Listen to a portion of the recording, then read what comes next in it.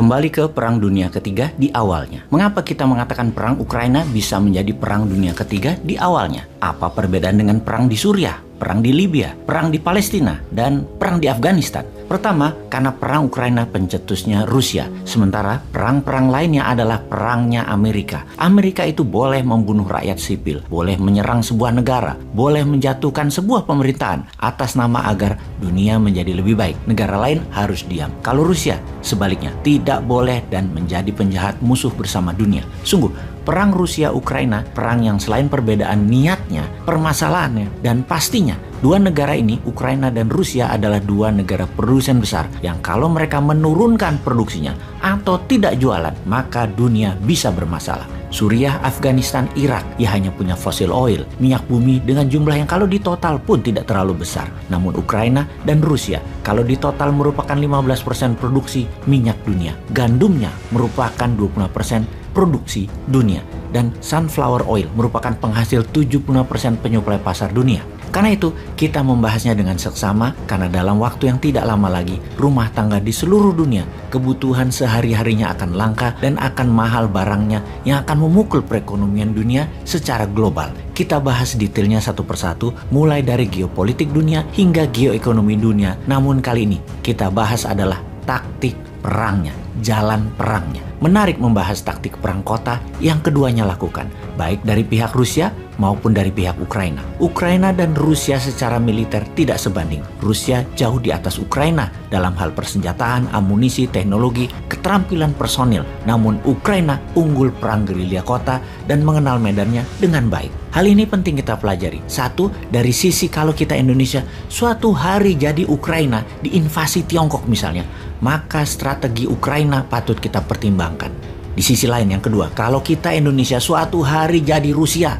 mengambil balik 8 negara ASEAN untuk jadi Nusantara baru, kesalahan apa yang dilakukan Rusia kita tidak akan lakukan dan kita ganti strateginya. Kita bahas mengenai serangan awal Putin yang bisa dikatakan gagal dan apa pelajarannya. Pada 24 Februari 2022, tepat setelah pukul 2 waktu Ukraina, Vladimir Putin, otokrat Rusia, mengumumkan dalam pidato TV yang telah direkam sebelumnya, sebuah operasi militer khusus di Ukraina. Bagi dunia, itu berarti perang. Dalam beberapa menit, penembakan dimulai, langit menyala, dan invasi Rusia ke Ukraina dimulai. Namun, bagi banyak orang Ukraina, ini tidak dianggap sebagai permulaan, tapi kelanjutan konflik yang dimulai sekitar 8 tahun sebelumnya pada musim semi 2014. Sejak Rusia dan pemberontak yang didukungnya menguasai Crimea dan sebagian besar Ukraina Timur, Ukraina telah mempertahankan kehadiran militer yang diperluas dan aktif sepanjang perbatasan Ukraina terhadap Rusia. Pada tahun 2017, misalnya, Rusia mendirikan kembali tentara gabungan ke-8 di Novotcherkassk. Dibangkitkan kembali dengan dalih bahwa itu adalah keputusan defensif yang kemudian sejak itu telah menambah artileri, rudal, bahkan beberapa analis percaya memasukkan separatis ke dalam barisannya sendiri. Ini bukanlah perkembangan yang terisolasi dari Sevastopol di ujung selatan Crimea hingga Klinci di sepanjang perbatasan utara Ukraina, pangkalan Rusia, titik perbatasan dan infrastruktur militer umum telah berkembang semakin mengelilingi Ukraina sejak 2014. Pada hari Rabu 3 November 2021, Kementerian Pertahanan Ukraina mengumumkan bahwa 90.000 tentara Rusia telah mengepung perbatasan negara Ukraina dan wilayah pendudukan Rusia yang berada di wilayah tersebut untuk latihan, yang seharusnya mereka balik lagi atau pulang lagi, tetapi mereka tidak pergi atau menetap. Bukan saja mereka tidak pergi, tapi jumlahnya terus bertambah. Citra satelit dari luar kota Yelnya di Rusia Barat pada bulan September masih kosong. Di bulan November, tentara gabungan ke-41 Rusia yang biasa bermarkas sekitar 3.000 km jauhnya tiba-tiba berada di sana dengan 1.200 tank, howitzer, artileri penarik, dan kendaraan pendukung. Pada bulan Januari 2022, pasukan Rusia meluncur ke Belarus untuk latihan bersama. Beberapa minggu kemudian diumumkan bahwa tentara akan tetap tinggal di area tersebut seperti di Yelnya, semakin diperluas sementara yang baru bermunculan, membentuk kepungan pasukan di sepanjang perbatasan Ukraina. Forensik digital satelit image juga menunjukkan bahwa kereta api memindahkan pasokan dari Rusia Timur sampai ke Belarus dalam jumlah yang sangat masif, sehingga dalam 3,5 bulan 175.000 tentara Rusia telah menumpuk sepanjang perbatasan Ukraina siap untuk bergerak. Tentara Rusia didoktrin, dan diyakini bahwa mereka adalah pasukan khusus pembebas Ukraina dari cengkraman penjajah NATO. Ketika jam 2 Putin mengatakan pasukan bergerak masuk ke Ukraina, pada jam-jam awal invasi Rusia ke Ukraina, pasukan penyerang Rusia bekerja untuk melumpuhkan infrastruktur militer Ukraina. Beberapa tembakan pertama dari konflik tersebut melibatkan serangan udara di pangkalan udara Ukraina dalam upaya membantu Rusia dengan cepat mendapatkan superioritas udara tanpa perlawanan yang kuat. Pada siang hari, fokus bergeser dari pertahanan antisipatif ke serangan saat lusinan helikopter Rusia mendaratkan pasukan di bandara Hostomel hanya beberapa mil dari Kiev. Hal itu nampak dalam upaya untuk menciptakan jembatan udara merebut kendali bandara untuk memungkinkan pesawat membawa lebih banyak masukan akan mendorong keluar ke Kiev.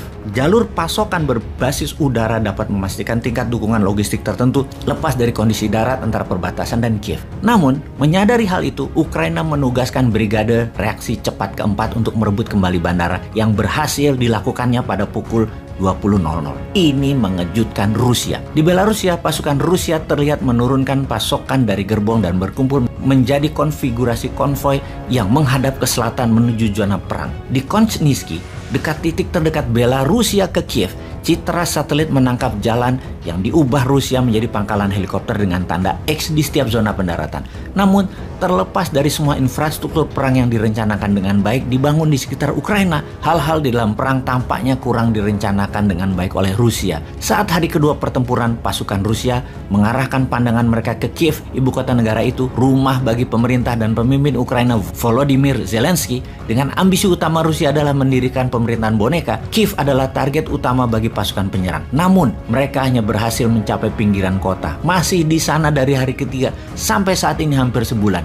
Mereka menghadapi perlawanan sengit dan membuat sedikit kemajuan. Saat hari kedua menjelang hari ketiga, muncul foto dan video yang mulai melukiskan gambaran yang lebih jelas lagi. Banyak peralatan perang Rusia kehabisan bahan bakar dan ditinggalkan, berserakan di seluruh negeri. Pasukan penyerang terlihat menjarah toko-toko untuk makanan, kemungkinan karena kekurangan pasokan makanan mereka sendiri. Strategi perlawanan pertahanan Ukraina terbukti jitu, yaitu memerangi logistik Rusia. Dalam kata-kata terkenal Jenderal John J. Pershing, infanteri memenangkan pertempuran, logistik memenangkan perang. Jadi Ukraina memilih menyerang logistik Rusia. Ukraina mengatur pertahanan bergaya gerilya dengan menarget kehancuran truk-truk bahan bakar Rusia. Kita semua tahu, truk bahan bakar biasanya tidak bersenjata. Yang bersenjata hanya orang yang mengendarainya saja dan dapat dihancurkan dengan peluru murah atau bom molotov. Pasukan Ukraina juga menghancurkan 2 jembatan kunci ke Kiev, memungkinkan mereka untuk memfokuskan mempertahankan sejumlah kecil choke point,